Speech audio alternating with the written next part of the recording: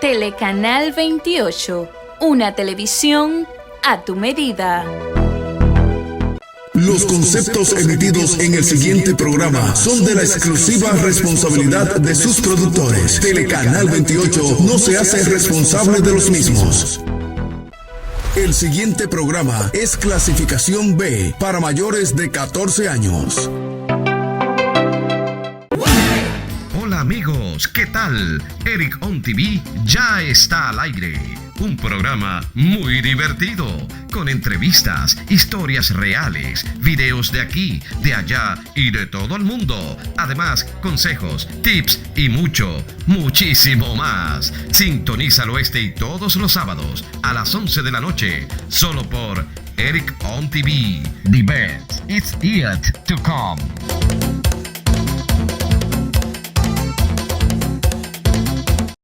Sin ti nada somos. Una familia sin Cristo es un cuerpo sin alma y es un barco a la deriva. Después de Dios, tu familia es lo más importante. Lo más valioso que jamás podrás tener. Ama a tu familia de principio a fin, sin medida. Es el seno espiritual donde se fomentan las costumbres y las creencias que irán siempre contigo. Porque donde quiera que vayas, siempre serás parte de ella. Y recuerda que es hermoso tener una familia en Cristo Jesús.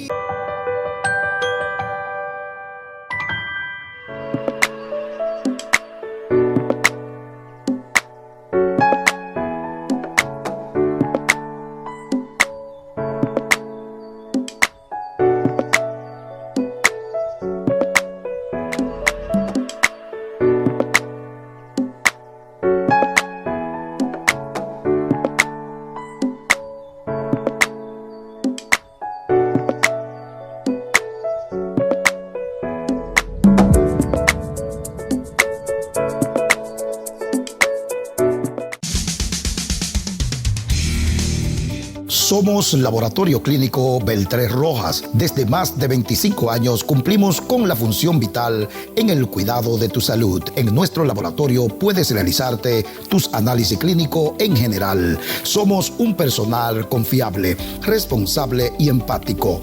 Estamos ubicados en la calle Pablo Neruda, número 5, justo detrás del teleférico en Los Tres Brazos, con el teléfono 809-388-0003. Laboratorio Clínico Beltrés Rojas, tu salud es nuestra prioridad.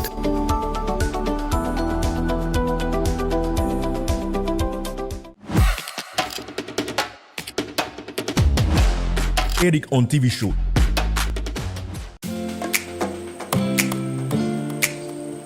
Me están diciendo que son las 10:59. Oh, a las 11 de la noche yo sí es verdad que me voy a acostar en mi cama a ver a Eric On TV Show. Sábado a las 11 de la noche por Telecanal 28.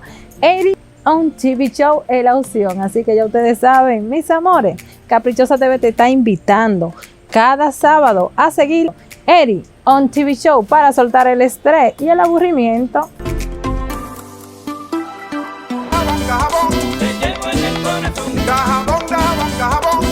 Seguimos aquí en su espacio Eric On TV Show con un invitado muy especial, un invitado de lujo, don Aristóteles Ponserrate Domínguez, directamente desde la frontera de Dajabón, un hombre de la cultura, del teatro, un hombre de la academia y también un hombre de la patria, un hombre que tiene toda una vida dedicada a la lucha en la defensa de los mejores intereses de la nación. Y siendo Aristóteles un hombre de la patria, y estando conversando don Eric Duperón con él en los dos segmentos anteriores sobre su vida en Dajabón, hay una parte que en cualquier conversación con Ponserrate uno no puede obviar en ese marco de la cultura.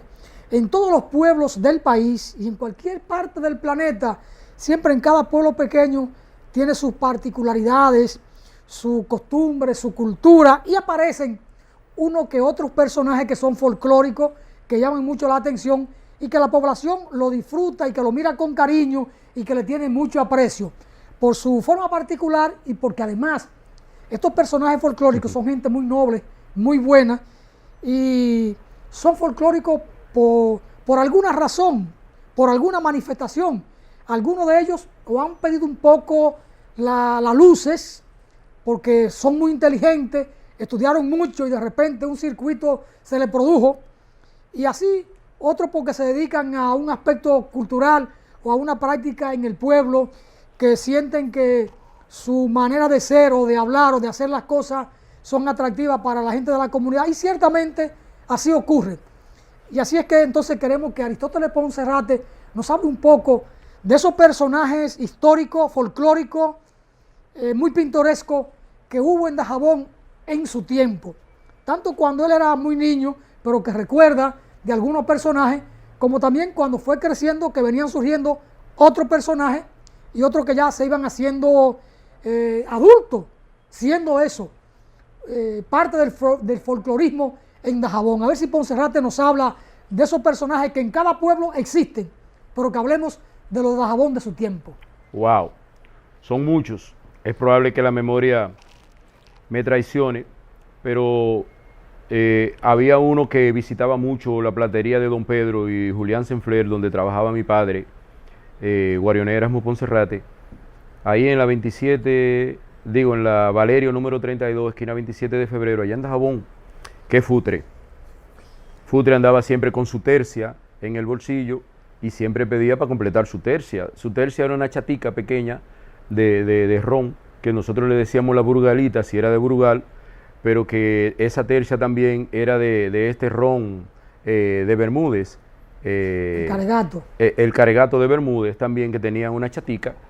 Y él pedía, Futre pedía para eso, y Futre tenía muchas frases célebres. Por ejemplo, yo recuerdo que una vez le preguntaron si él había estudiado, y él respondió, yo estudié. Yo recuerdo que cuando me preguntaron de geometría, yo le respondí a la maestra, ya eso yo lo di porque los ginébulos tropicales de la matemática vinieron a florecer el jardín de eso mismo, profesora.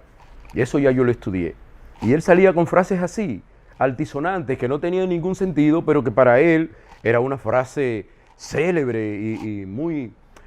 Futre lo conoce muchísima gente más viejo que yo, porque yo no llegué a conocer al padre Santana, por aquella anécdota que ha salido mucho en las redes sociales, donde él le pidió a Trujillo, en una visita de Trujillo, que le mojara la mano, y que el padre Santa Ana, que era el párroco para esa época, le dijo que él lo que era un bebedor de romo, que él solo iba a beber de romo, que no le diera nada.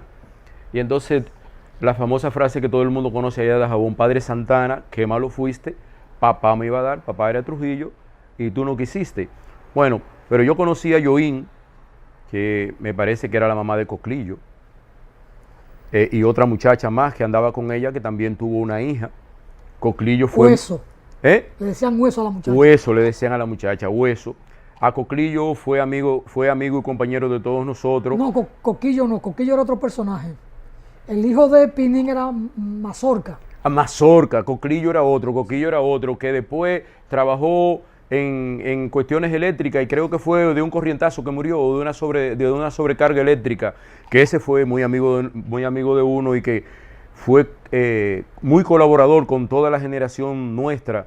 Y incluso Yoín no, es de Pinín. De Pinín. Yoín era otra. Sí, de Pinín, Coquillo de Pinín. Yoín era otra. Mazorca y Hueso eran de Pinín. De Pinín, que andaba siempre con unos moñitos.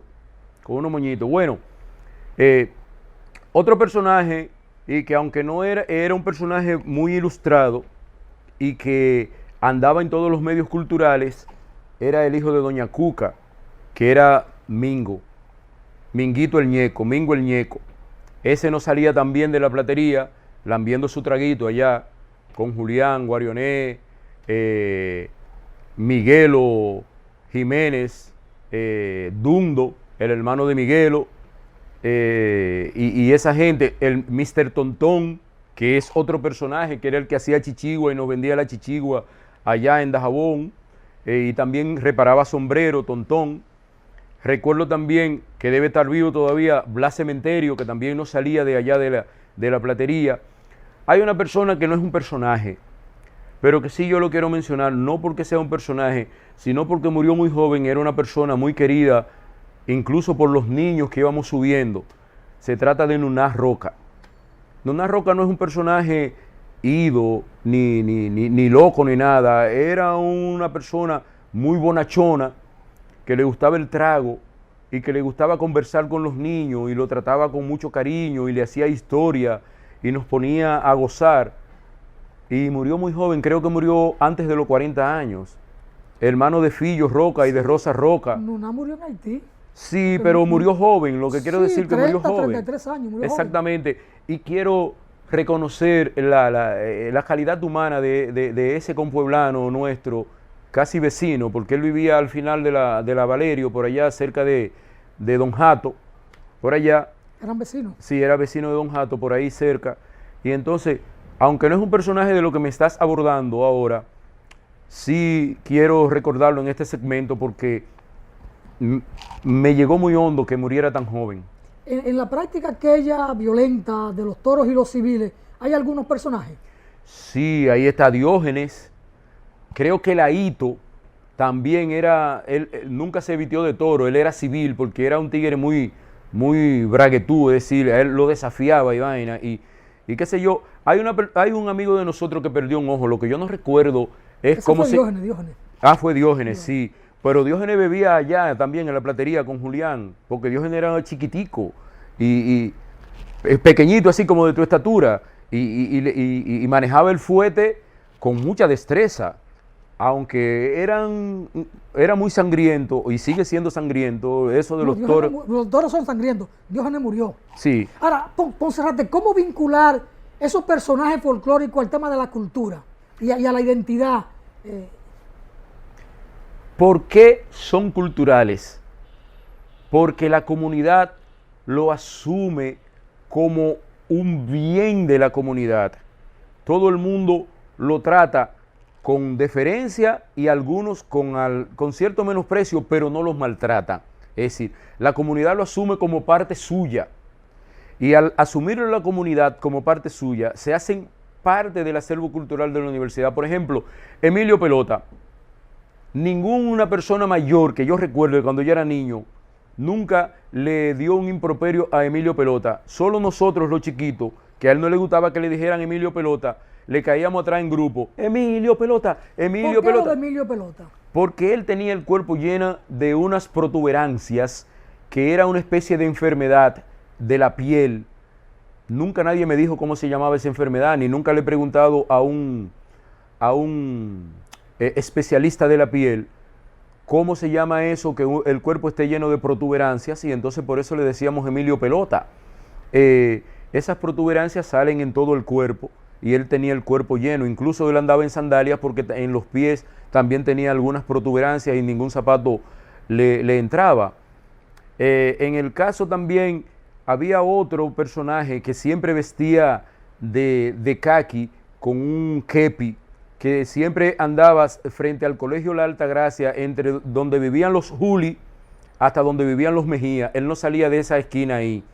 El nombre de él yo no recuerdo, pero yo recuerdo que sí, que cuando uno le gritaba, ese le tiraba piedra a uno, siendo uno pequeño. El nombre es que no recuerdo, pero yo recuerdo que siempre andaba con un kepi.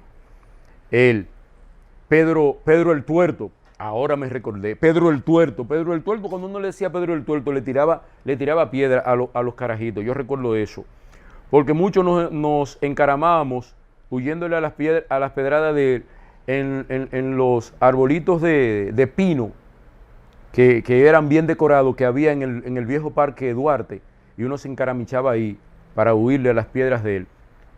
Yo recuerdo también a un vecino mío que era parte también del acervo cultural de allá, Rafael Franco el Mudo, que era hermana de la profesora Hilda y de la profesora Nidia y de este muchacho Nelson Franco, hijo de doña Negra y don Falo, que tenían un colmado a dos casas de donde yo vivía, ahí, al lado de Cedito, al lado de don Cedito ahí, que es el padre de Yolanda. Frente a la mata de Limoncillo. Cerca de la mata de Limoncillo, donde vivía Cookie primero y después viven ahora los Baldayac.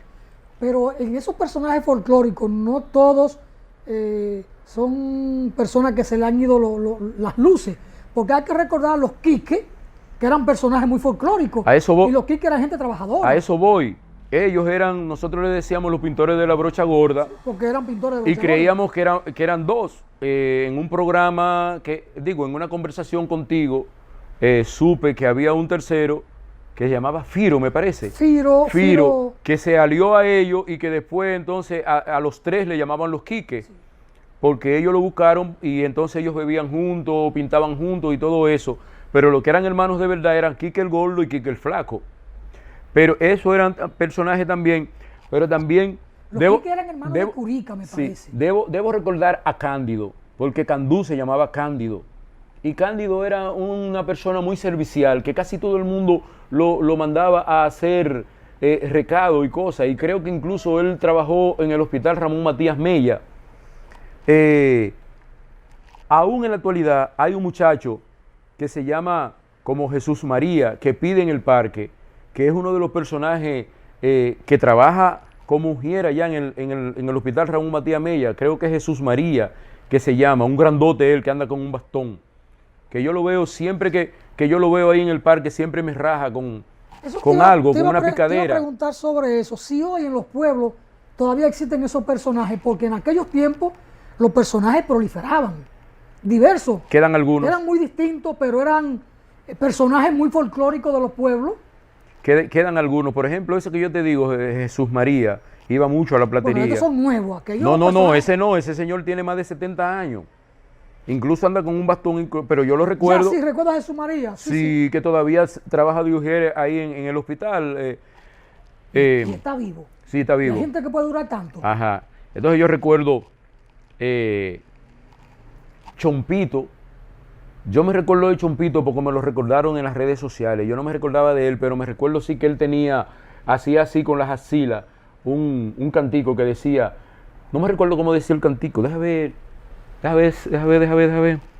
Pero él tenía un cántico que él decía, a Chompito no le dé qué sé yo qué cosa, porque si tú le das como tal cosa a Chompito, esa cosa puede pasarle tal cosa. Y hacía unos sonidos aquí con las axilas y cosas. Yo recuerdo eso cuando yo era niño. Habían diferentes tipos de personajes folclóricos o de gente que eran que tenían su colorido muy particular. Sí. Porque habían otros que eran gente que trabajaban, intelectuales, pero que eran bebedores. A eso voy. Porque, pero por ejemplo, Leo, Nomura constituían un grupo muy específico, era gente muy noble, sí, muy trabajadora. Pero habían gente específica que eran íconos de allá y que tú lo puedes meter dentro de eso. Por ejemplo, Doña Pilar.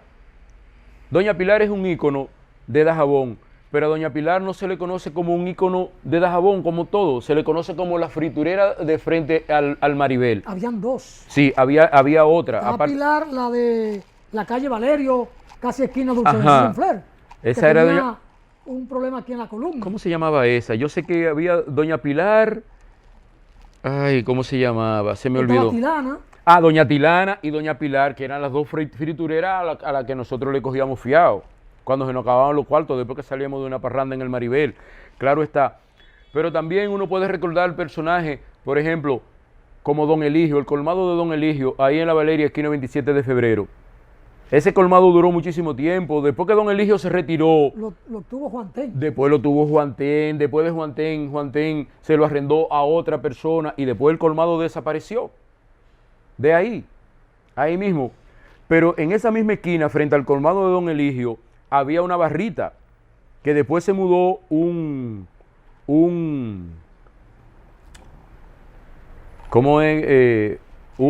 familiar de Ñanguito ahí que mataba vaca y duró mucho tiempo con su familia ahí en esa esquina frente al riego, frente a la casa de nosotros, y en la otra esquina estaba la oficina del riego.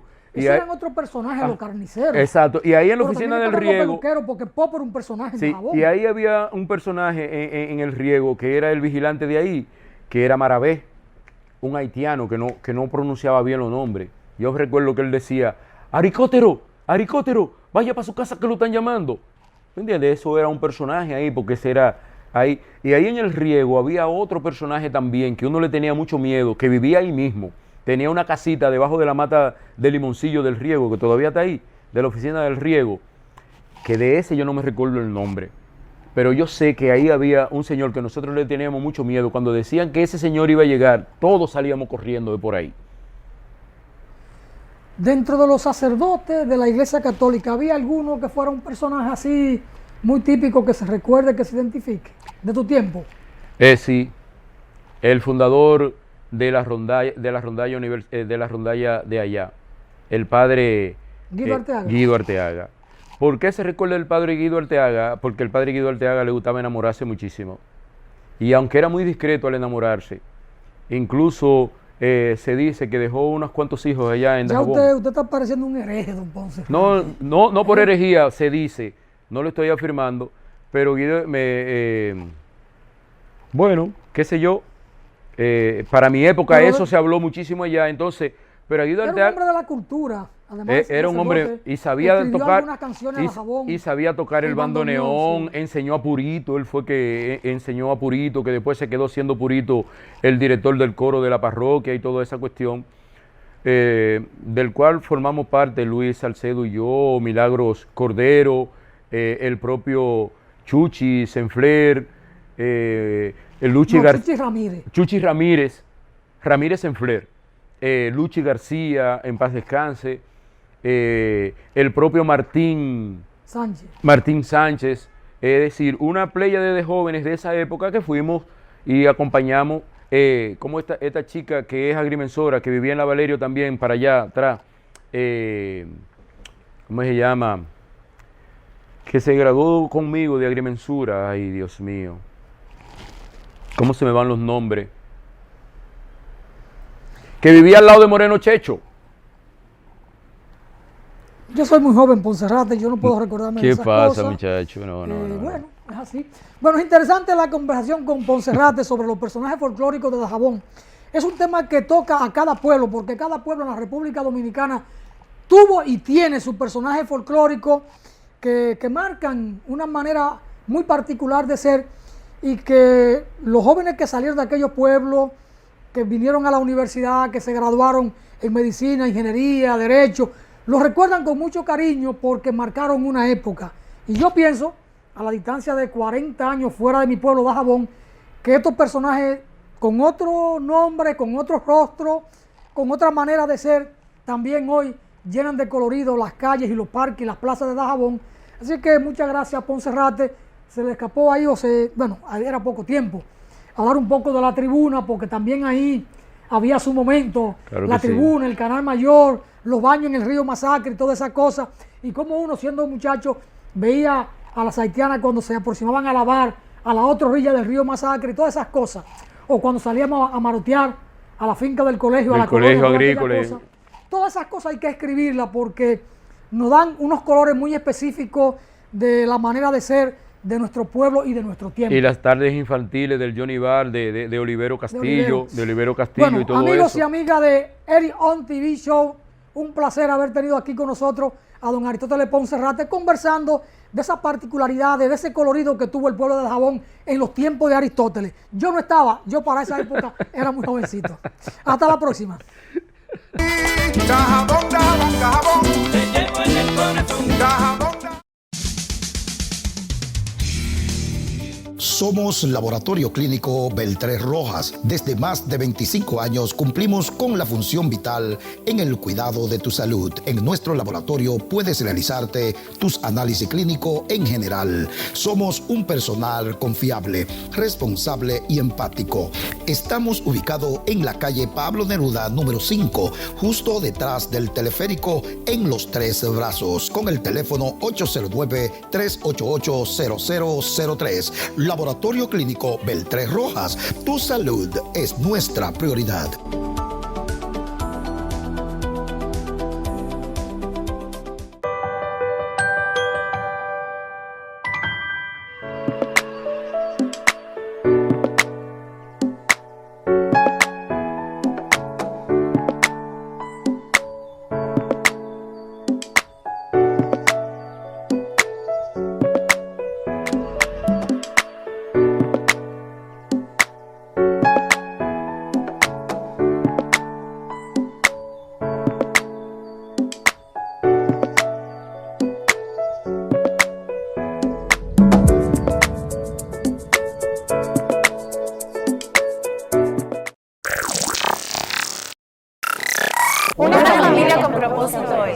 La que alaba a Dios y permanece en oración. Y busca la intimidad con Dios día y noche. La que prefiere obedecer a Dios antes que a los hombres.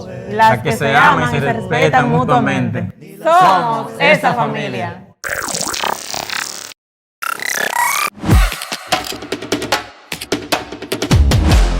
Eric on TV Show.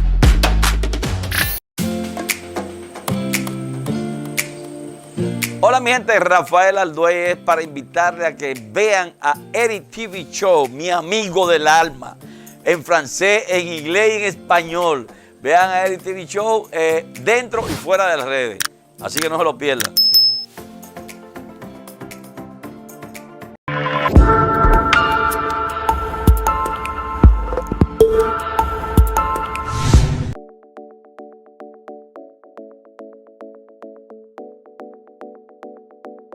La poesía es siempre un desafío, pero es al propio tiempo una expresión de ternura. Y siendo la poesía el reino mágico de la palabra, y la palabra es un instrumento de combate, así que la poesía también nos sirve para combatir, para luchar, para trabajar por la independencia, por la libertad, por los derechos humanos. La poesía sirve para todo, hasta para enamorarse. Muchas veces nos acostumbramos en la sociedad y en la vida, en sociedad, a ver la poesía solo como un instrumento, como un medio, como una manera de enamorarnos o de hacer una canción. Y la poesía es todo eso y mucho más. Pero también la poesía es el susurro del alma, el canto del deseo, una proclama de la conciencia, el deslizamiento del amor y un grito de compromiso con la vida. Desde esa perspectiva, hablamos entonces de la poesía como un instrumento para luchar por la paz, por la libertad, por la independencia, por la soberanía de un pueblo o de los pueblos. Y en esta ocasión queremos hablar de un libro en particular, un poemario, Desnudando el alma, un poemario escrito por una amiga, Sugel de la Cruz. Es su primer poemario y nos pidió echarle una mirada, y al echarle una mirada, trazar algunos párrafos valorando la calidad de su decir poético. Y entonces en este primer libro, Desnudando el alma, de Sugel de la Cruz, nos encontramos con todo esto, con el susurro de su alma, con el canto del deseo, con la proclama de la conciencia y al propio tiempo el desbordamiento amoroso de una madre cuando canta a sus hijos. Desnudarse en poesías es poner en versos el alma, los anhelos, los suspiros, el amor y los dolores que trae, las alegrías infinitas con los seres queridos, abrazar el amanecer en cualquier punto del planeta, sobre todo si uno puede abrazarse al amanecer en La Leonor, en Santiago Rodríguez. Es como casi tocar los pies de Dios. La Leonor es un lugar maravilloso. Allí me encuentro siempre con Seferino y su familia, que muy generosamente nos invita a compartir momentos estelares, momentos únicos. Y todo esto entonces lo vamos encontrando en las páginas de este libro, Desnudando el alma. Y eso lo encontramos en Sugel y su libro. Es sentirse más que vivo, es estar viviendo y vibrando cada día. Es el hacer poético. De todo esto encontramos en Desnudando el alma. Y dicho de un modo más sincero, más llano, más transparente, quizás dicho con elegancia y buen manejo del idioma. La de Sugel es una poesía tan libre como variada. Por tanto, no encuentro dónde encasillarla. No hay casilla. Es simplemente libre. En la poesía debe estar presente la sinceridad del ser humano, de ese ser humano que habita en el Creador. Luego entonces la musa, la lírica, el lenguaje, los colores, la autenticidad, independientemente de influencias de uno que otro poeta mayor. Y en este poemario en abundancia hay de todos estos elementos, y la autora se desborda en la sinceridad de sus sentimientos, exponiéndolo de manera artística en versos. Y en este libro, en verdad, que la autora se desnuda desde adentro, desde el interior, desde el alma. Y es que el verso debe ser desnudo y sólo así será auténtico. Por eso me llamó mucho la atención el título del libro, porque la poesía siempre debe ser desnuda para que sea auténtica y sobre todo para que sea entendible al más sencillo de los lectores. Y cuando digo sencillo, lo digo en el sentido intelectual, en el sentido ciudadano.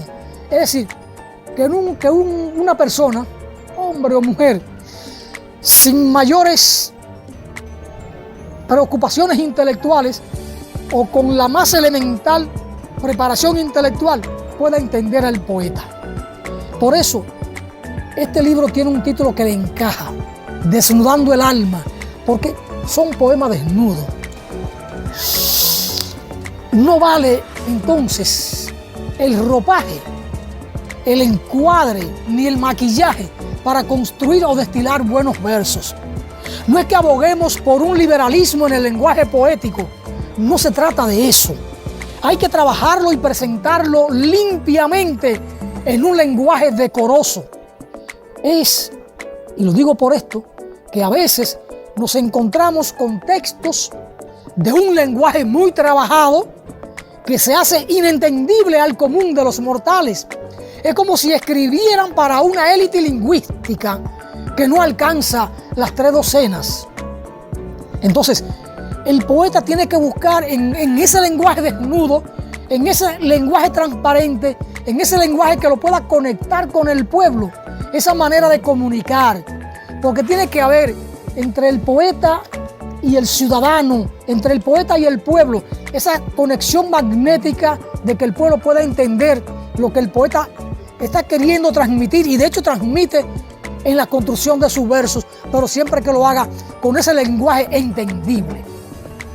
Desnudando el alma es un texto de un lenguaje casi gráfico, rico en imágenes, en el que el común de los mortales se siente o se puede sentir expresado. Es la poesía que penetra, que llega y que se digiere, sin que la calidad estética quede en entredicho. Desnudar el alma es entregar poesía, mientras que al correr los días vamos desnudando la poesía para vestir el alma. En ese ir y venir nos llegan los versos de Sugel como un rocío empapador en un amanecer en tiempos de sequía. Es como uno situarse en la Leonor y entonces al amanecer la carga de rocío sobre la hierba, sobre las flores, sobre los arbustos, sobre los árboles. Así es la poesía de Sugel. Una poesía que nos enriquece, que nos permite florecer por sus imágenes. Y sus versos están llamados a trascender en el tiempo, no porque lo proclame en esta presentación, sino por la hondura misma que llevan, paridos de un alma sensible y conciencia recta. Eso es fundamental. La sensibilidad del poeta, pero también la conciencia del poeta para escribir, para transmitir con ese lenguaje puro, en el sentido de que no tenga esa contaminación, que sea transparente, pero con el nivel de conciencia para llegar a ese pueblo, a ese lector que ella está esperando o que ella busca. Necesariamente no hay que tener una cultura elevada o un dominio del idioma para entender estos versos de Sugel. cuidadosamente elaborado, pero los versos confirman mis aseveraciones. Por ejemplo, Sugel nos canta: en el camino, hilvanando qué haría para volver, me encontré con unos granos que conmovieron mi ser. Eran granos de poesía.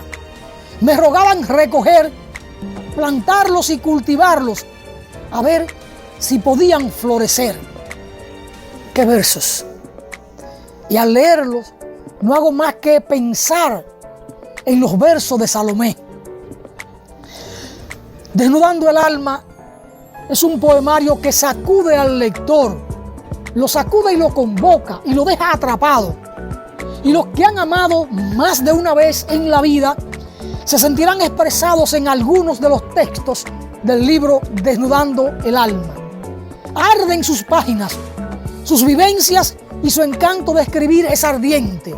Por tanto, nos sujeta en ese calor caribeño que la marca y nos dice en uno de sus textos, Sugel: la llama de mi pecho ardiendo, de mi corazón latiendo, de mis poros rebosados de un amor puro y sincero.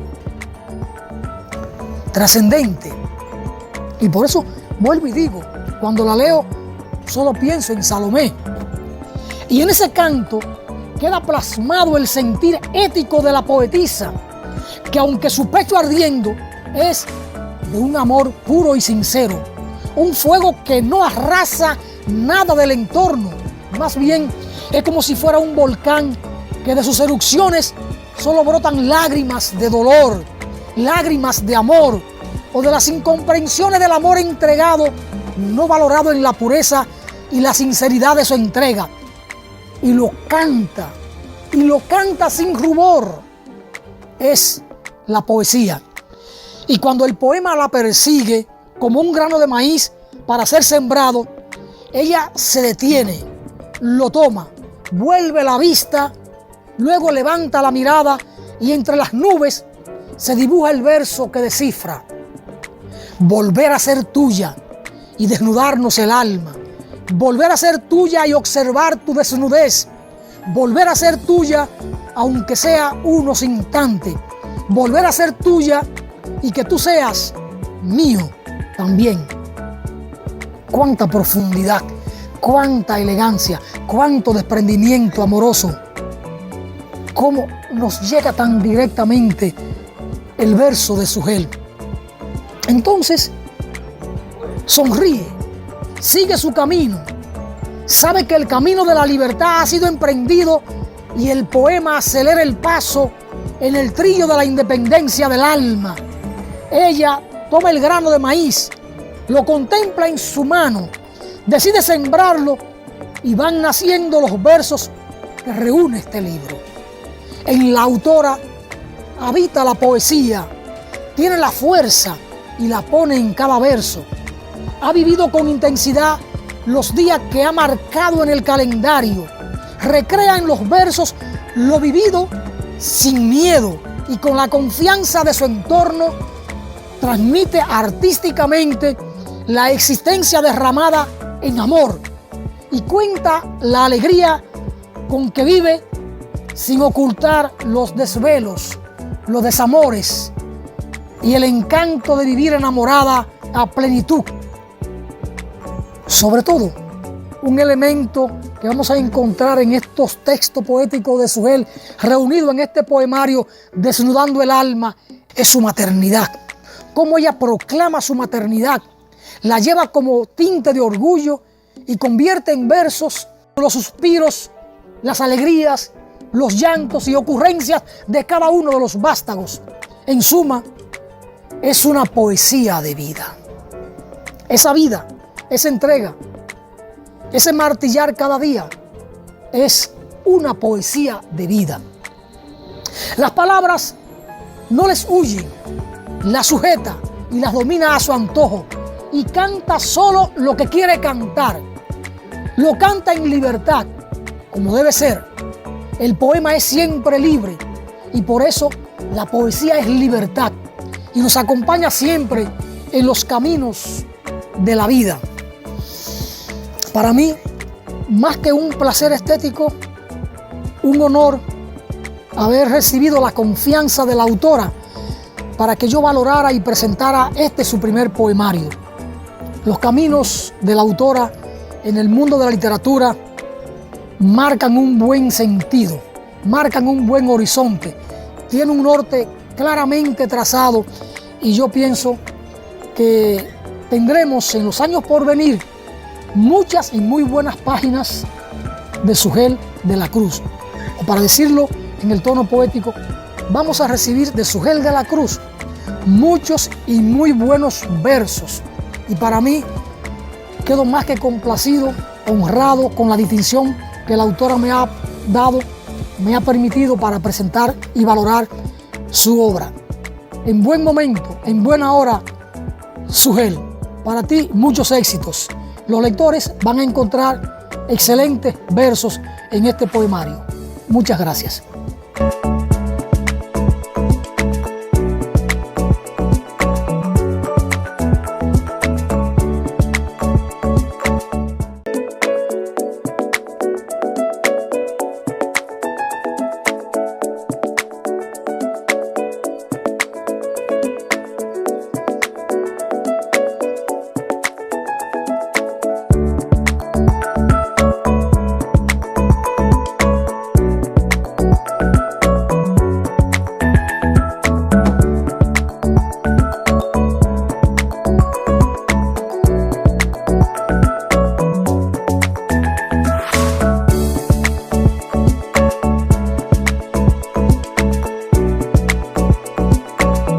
En estos tiempos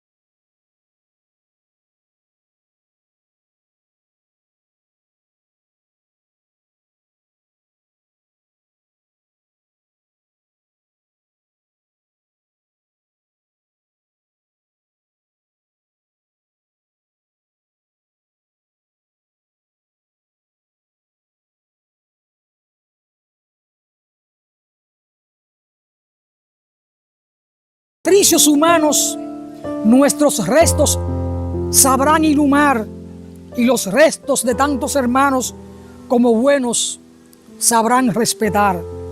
Los que queden dirán a sus hijos: aquí, hijos, supieron morir por nosotros, y en cantos prolijos nuestros nombres se oirán repetir. Los que queden sabrán diligentes nuestros hechos gloriosos narrar, y las glorias de tantos valientes nuevos hechos sabrán impulsar. Los que queden del patrio cruzado los ejemplos sabrán imitar, y la sangre del patrio soldado sus hermanos sabrán vengar. Y ahí entra el verso fundamental de Duarte en este himno. Adelante, patricio constante, por la patria a vencer o morir. Es infame quien dude un instante que sin patria es mejor no vivir. Y ahí siempre voy a ese canto de guerra, a ese canto de victoria, a ese canto hacia el combate de Fidel y del Che, cuando en Cuba, en el año 1961, proclamaron: patria o muerte venceremos. Y el nuestro, 97 años antes, 1864, lo dijo en otro verso: adelante, adelante, patricio constante, por la patria a vencer o morir.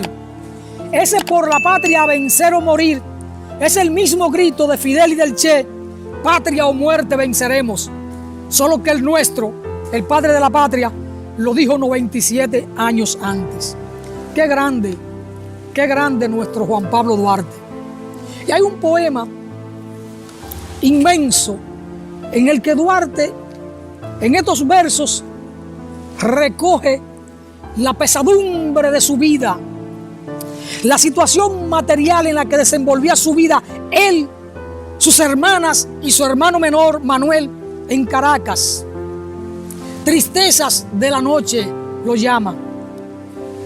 Triste es la noche, muy triste para el pobre marinero, a quien el ponto fiero acosa la tempestad. Triste es la noche, muy triste para el infeliz viajero que en el inhóspito sendero descarrió la oscuridad. Triste es la noche, muy triste para el mísero mendigo que sin pan, tal vez ni abrigo, maldice a la sociedad. Triste es la noche, muy triste para el bueno y leal patricio, a quien aguarda el suplicio que le alzó la iniquidad. Mientras que del expatriado no cambia la suerte ruda, y aún la misma muerte cruda parece que le ha olvidado. Ahí, la situación de pobreza, de miseria que acorralaba al padre de la patria y su familia, estaba en cierto modo y de hecho invocando que la muerte viniera a buscarlo para salir de ese mundo de pesar que a él lo aplastaba. Por eso dice: a quien aguarda el suplicio que le alzó la iniquidad, y aún la misma muerte cruda parece que le ha olvidado. Él está invocando a la muerte para superar las condiciones materiales de existencia de sumas dificultades. Y aquí nos atrapa la lluvia y no podemos continuar con estos versos de Duarte, no por mí, sino por el libro, porque los apuntes de Rosa Duarte, quien lo tenga, tiene un libro sagrado y debe cuidarlo. Por eso yo debo cerrarlo y cubrirlo de la lluvia para que no se dañe. Qué grande Duarte. Viva la República Dominicana, viva Juan Pablo Duarte, el dominicano de gloria más pura.